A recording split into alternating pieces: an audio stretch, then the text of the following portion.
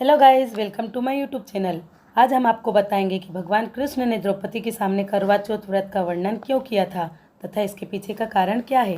लेकिन उससे पहले अगर आप इस चैनल पर नए हैं तो चैनल को सब्सक्राइब और बेल आइकन को ऑल पर सेट कर लें और कमेंट में जय श्री कृष्ण जरूर लिखें। तो शुरू करते हैं। कई लोग करवा चौथ व्रत की बहुत हंसी उड़ाते हैं और इनमें से कई लोग तो ऐसे भी हैं जो कहते हैं कि ऐसा कोई व्रत होता ही नहीं है। उनसे मेरा निवेदन है कि ऐसा ना करें। हमारे पुराणों में लिखा है कि खुद भगवान यमराज और चित्रगुप्त द्वारा माता करवा को वरदान प्राप्त है। यमराज ने कहा कि करवा, तुमने अपने पति के प्राणों की रक्षा की है। मैं तुमसे अति प्रसन्न हूँ और तुम्हें आज मैं यह वरदान देता हूँ कि आज की तिथि के दिन जो भी महिलाएं आस्था और विश्वास के साथ तुम्हारा यह व्रत करेगी उसके सौभाग्य की मैं स्वयं रक्षा करूँगा। उस दिन कार्तिक मास की चतुर्थी तिथि थी, जिससे करवा और चौथ के मिलने से इस व्रत का नाम करवा चौथ व्रत पड़ गया। फिर चित्रगुप्त ने भी करवा को सुख समृद्धि का आशीर्वाद दिया। इसके बाद भगवान कृष्ण के कहने पर पांडव की पत्नी द्रौपदी ने इस व्रत को किया था, जिसका उल्लेख वाराह पुराण में मिलता है। इसलिए निवेदन है कि हमारे धर्म का व्रत का पुराणों का मजाक ना बनाए। सच जाने, हमारे सनातन धर्म में इस भारत की भूमि पर जितने भी नियम, धर्म, व्रत, साधनाएं निकली है कोई साधारण नहीं है। इसीलिए तो कहते हैं, चंदन है इस देश की माटी, तपोभूमि हर ग्राम है, हर बाला देवी की प्रतिमा, बच्चा बच्चा राम है। तो हम आपको बता दें कि करवा चौथ कार्तिक महीने की कृष्ण पक्ष चतुर्थी तिथि को आता है।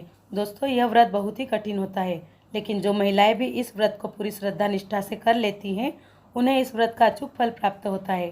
और अगर आप इस व्रत को करती है तो सर्वप्रथम आपको यह पता होना चाहिए कि इस व्रत को किस लिए करते हैं, यह किसने किया था।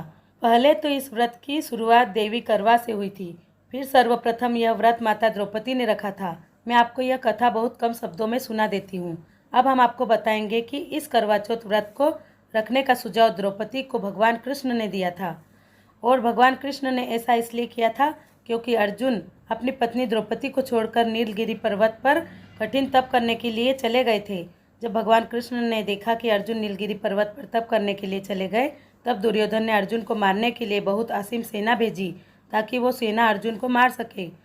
और जब भगवान कृष्ण को यह बात पता चली तो वो चले गए सीधे द्रौपदी के पास और द्रौपदी से बोले, तुम्हें कुछ खबर है या नहीं कि तुम्हारा पति जो इतने कठिन तप के लिए गया है उसके साथ क्या होने वाला है। तब द्रौपदी के पूछने पर कि क्या होने वाला है, तब कृष्ण जी बोले कि दुर्योधन है, उसने एक बड़ी सेना भेजी है तुम्हारे पति को मारने के लिए। तब द्रौपदी ने कहा कि जिस भगवान का वह तप कर रहे हैं वही उन्हें बचाने भी आएंगे। तब भगवान कृष्ण ने कहा कि इसीलिए तो मैं आया हूँ, वही तो कर रहा हूँ, मैं ही तो भगवान हूँ और मैं तुम्हें सचेत करने आया हूँ कि तुम्हें अपने पति की रक्षा कैसे करनी चाहिए।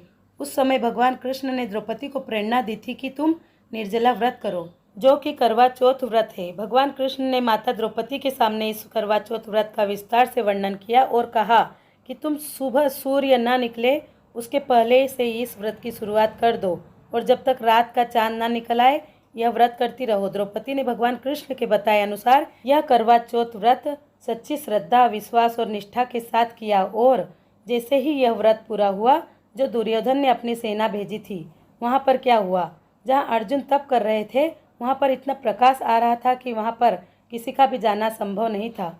और जो वह प्रकाश निकल रहा था वो गर्माहट का नहीं था, वह ठंडक का था। उस जगह पर बहुत ठंड थी जिससे वहाँ किसी का भी जाना असंभव था। और जब दुर्योधन की सेना वहाँ पहुँची तो इतना प्रकाश और ठंड देखकर सेना वहीं से वापस लौट गई। द्रौपदी माता के इस व्रत में हमें यह देखने को मिलता है कि जिस तरह द्रौपदी के व्रत से उनके पति की रक्षा हुई, उसी तरह आप भी अपने पति की लंबी आयु और दुख दुविधाओं से सामना करने के लिए और उनके सारे संकट हरने के लिए यह व्रत कर सकती है और इस व्रत से बहुत अचूक फल आपको देखने को मिलेंगे। तो दोस्तों, कैसी लगी यह कथा? अगर अच्छी लगी हो तो ज़्यादा से ज़्यादा शेयर करें ताकि ऐसी ही अच्छी अच्छी कथाएं हम आपके समक्ष प्रस्तुत करते रहें और जुड़े रहें श्रद्धा टीवी के साथ। धन्यवाद।